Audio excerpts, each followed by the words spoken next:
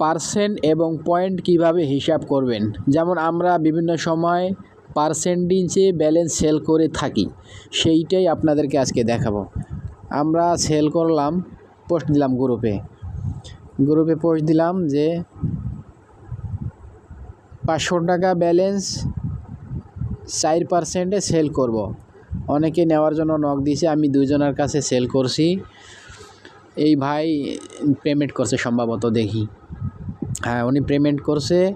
ওনাকে আমি 800 টাকা পাঠাইছি। 800 টাকা ব্যালেন্স সেল দিলে কত পার্সেন্টে দিলাম? 4%। যেহেতু গ্রুপের মধ্যে আমি ঘোষণা দিয়েছিলাম, এই যে এখানে 4%-এ সেল করছি আমি, 4%, 800 টাকায়। তাই টাকা পাঠাইলো আমার কত?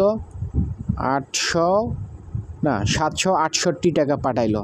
আমরা এটাকে হিসাব মিলিয়ে দেখি। 800% 4, 32 টাকা আমার আসে। তাহলে 32 টাকা উনি আমাকে কম দেবে। ওনাকে আমি 800 টাকা দিলাম, 32 টাকা আমাকে কম দিবে। আসলে 800 মাইনাস 32, 768, ঠিক আছে।